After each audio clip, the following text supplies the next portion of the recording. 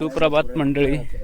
काल खेकड्याचा व्लॉग केला होता, त्याचप्रमाणे आज या निसर्गरम्य वातावरणात दुसरा व्लॉग करतोय. जी कोकणात अळंबी मिळते, मशरूम म्हणजे चितल्याचे काल बिया आम्ही बघितल्या होत्या एका ठिकाणी. आता परत चाललो तिथे, आज ते चितल्यावरती आलं का बघायला. आमच्या गुळशी गावातला कोनोरची जागा, निसर्गरम्य असं वातावरण, सकाळची वेळ,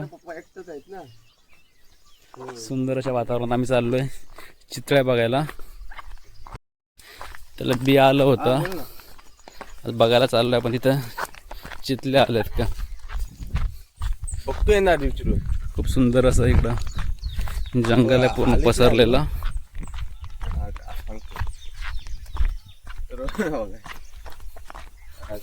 सकाळपासून आम्ही फिरतोय.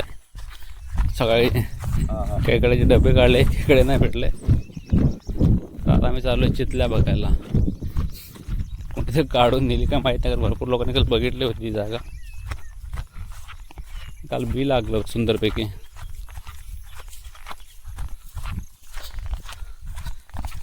काढले की काय दिसत तर काय नाही. छोट्या बिया होता ना काल, काढले. 20 लागले अजून. आलेच नाही. पाऊस पडतो, बी लागलं इकडे चितल्याचा. छोटं छोटं मला वाटतं पाऊस नाही त्यामुळे येत नाहीत वरती. हे बघा, आम्ही काढणार नाही त्याला, संध्याकाळपर्यंत किंवा उद्यापर्यंत होतील चितल्या. पाऊस लागलाय तो वर. पावसाचा अंदाज, पाऊस लागला तर संध्याकाळपर्यंत वरती येतील. हे बघा, खूप बी आहे इकडे.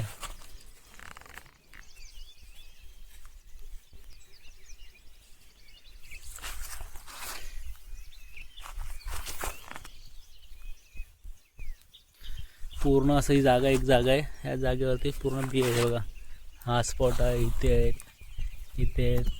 मला पाऊस जर पडला ना तर आला असता, पण पावसामुळे पण आज सकाळी शिंपळला थोडा पाऊस. आज संध्याकाळी बहुतेक येऊ शकतात, संध्याकाळी उद्या सकाळी. हे बघा, आता एक पुन्हा फेरू मारू आम्ही जमलं तर.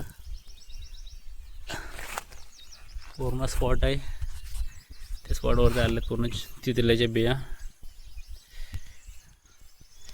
जर रुजलेला असता तर दाखवता आलं असं, पण नाही रुजलेत, फक्त बी आहे. हा स्पॉट खूप बी आले इथे. हे बघा, चितळे छोटे छोटे झाले, आता इथं मोठे येतील. पूर्ण छोटे छोटे छोटे छोटे झालेत.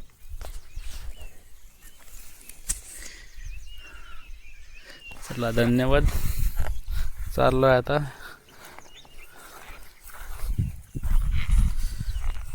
भेटूया पुढच्या ब्लॉगमध्ये.